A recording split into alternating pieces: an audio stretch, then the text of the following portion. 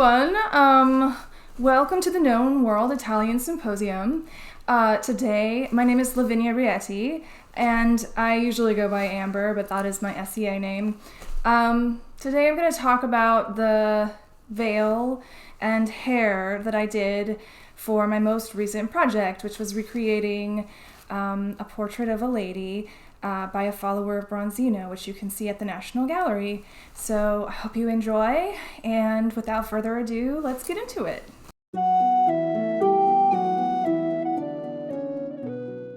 So this is the portrait that I used from the National Gallery when I was creating the costume that I made, or the clothing that I made for the IRCC 10, which is the Italian Renaissance Costuming Challenge hosted by the Realm of Venus, which is a wonderful resource for understanding Italian Renaissance clothing. And you can also see all the wonderful things that people have made over the years. And when I was looking at this, of course, one of my first questions was, what's going on up there? There's this poof thing going on. She's got a veil with some very elaborate gold lace on it. And there's jewels. I see bows. She's also got these exaggerated poofs on the sides of her head in her hair. And we can see some braids where it looks like, she's got a lot going on. And so I had to use sort of a little bit of guessing to kind of figure out what was going on here, and then figure out a way to actually achieve it, because sometimes we have these ideas of what's going to work and it doesn't. So first I'm going to look a little bit at some other sources to give you an idea of the process going through my head as I was trying to figure out how to do this, and then I will show you how I actually achieved the look in the end. So the first thing that I did is I went to the National Gallery website and I looked at their description, see if we could get some clues about who this lady was and when she would have lived. And here you can see the description. We don't know who she is. Her costume suggests 1570s to 1580s Florentine noblewoman. Yeah, she's very wealthy. We can see that. Bronzino, follower Bronzino, they think it's Alessandro Allori.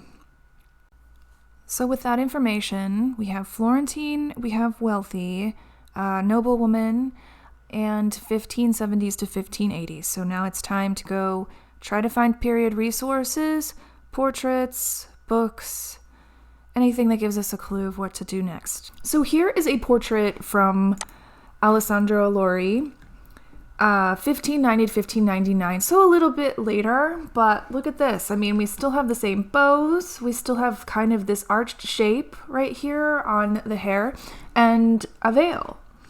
It's not the poof veil, but this is giving me a little bit more ideas about how the hair would have been done. Pearls everywhere. Honestly, this lady looks so similar. I wonder if they're the same person, potentially, just painted differently, different angles, etc. We know that hair taping was common at this time period. I think this is hair taped hair, and then the front for the arches, I don't think it's padded with hair, but it might be. Since we know the portrait is a follower of Bronzino, I thought it would be a good idea to go check out some of Bronzino's portraits. And here is one. It's actually from much earlier. It's from 1560. But you can kind of still see the general idea. There is these twists at the front of the head that kind of angle upward in a V shape, and then you've definitely got braids. There's definitely braids here. Sometimes in the other portraits it's hard to tell, like if those are braids, these are definitely braids. And then everything's decorated with tons and tons of jewels. This is a fantastic book, and it's actually from the time period slightly later. This is 1590s. This is written by Vecellio. He does go into Florentine women's attire, especially the wealthy class.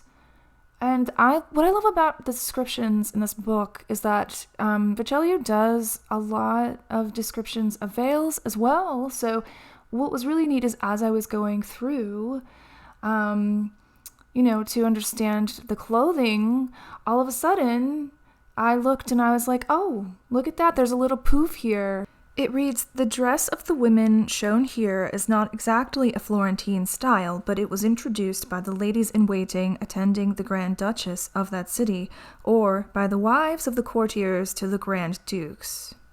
Framing their foreheads, they wear small flat curls, and they gather the rest of their hair into gold nets, over which they arrange a beautiful loop of velo, a veil, which they let fall onto their shoulders." Okay, so after research and doing a little bit of experimenting, what I found to be the most effective was to actually use hair pieces in my front hair to give it that volume. She's potentially just got short hair, but I did not have short fringe that I can like curl and make poofy like that. And then the veil itself, I settled on, it looks like it's a corner of a veil, and I used a ribbon to tie in order to create that poof thing. After talking to a couple of people, some people were debating whether or not there's a bun in there. I don't think there's a bun in there because I don't see buns being used like that at all in any of the time that or portraits that I've seen. I think it's just tacked on there, and I actually think it's probably secured with veil pins. The rest of the hair is probably hair taped to the back of the head, and then all of the decorative ribbons and pearls and stuff are added after that. Although, I do think that there is plenty of room for the idea that women did create hair pieces for their braids as well. Because let's face it, pearls do tend to catch on hair, and it can be a real pain.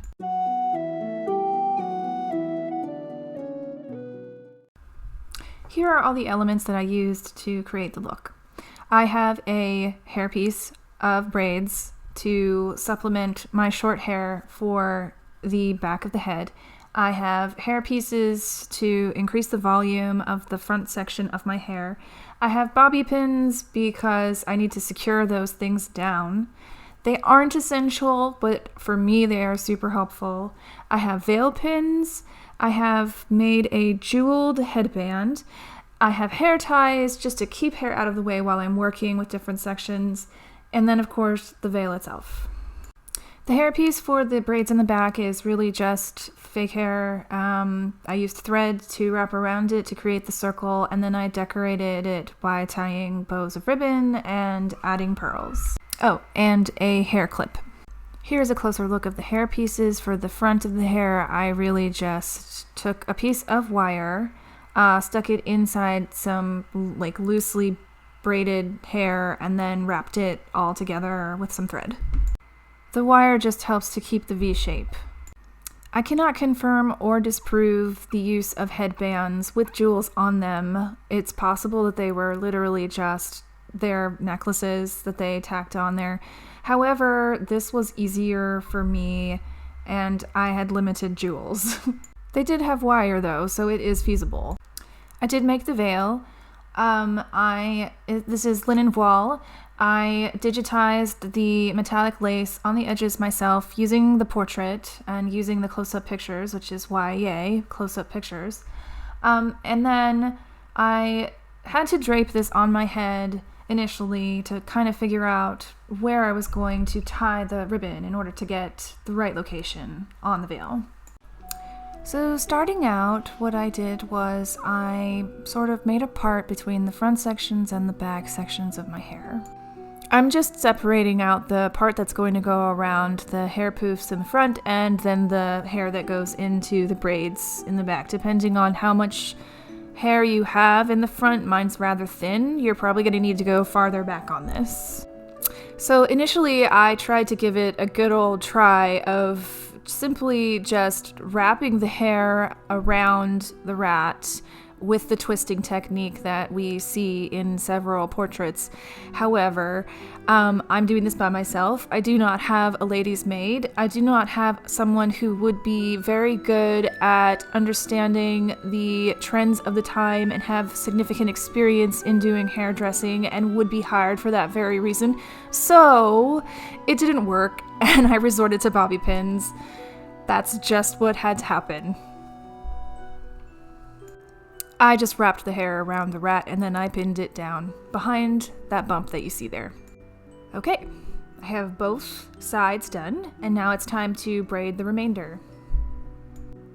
So what I am going to do for the next few steps is basically simply because I don't have a lot of hair. And I use this technique to simply secure the hair that I do have in a way that seems inconspicuous so that I can add the hair circle that I made, the hairpiece that I decorated with bows and pearls and such. Ladies of the time would have had exceptionally long hair, and they would have wrapped it around as a full circle, and then they would have secured it down with a ribbon or thread of some sort. But again, I do think there is room to think that they did have hair pieces as well to save on time. And here it is, before I add all the other decorations. It's a fairly quick and simple process that works for me as I'm the only person doing my hair. Here is the jeweled headband that I made, and it just goes right on there. Easy peasy. Now it's time for veil pins and the veil.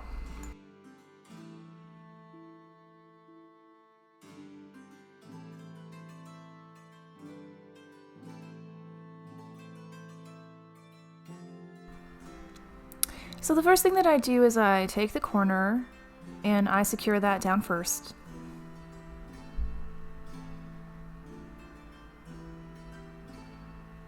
Using a veil pin.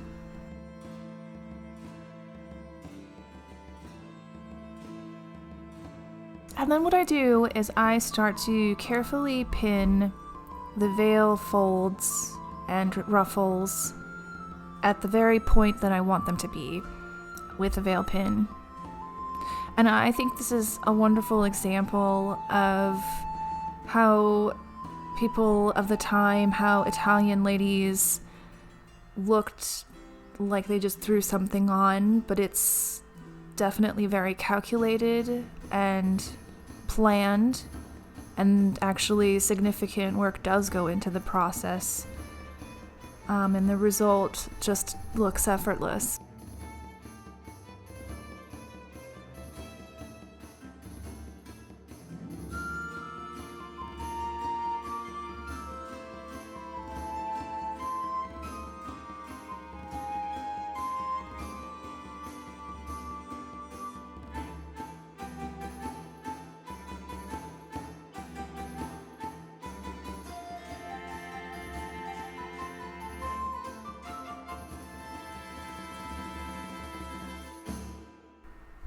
I also go in and I secure the poof part to my braids, just to make sure that it doesn't just fall off at any point.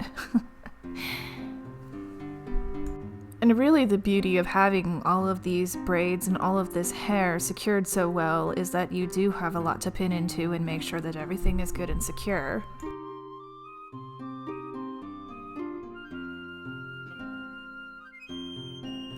And if you want to make this look, I highly suggest that before you start doing this, you go in and you experiment with where to tie the ribbon and, figure out where it needs to sit on your head for it to work first, and just leave it like that so that anytime you want to create this, you can just go back and it's already done for you and prepared.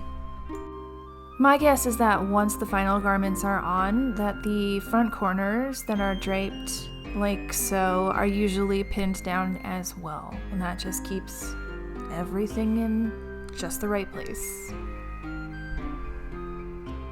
And that's it, that's the look. I'm just going to show you in a second some of the final photos that I took of the entire ensemble with this technique used.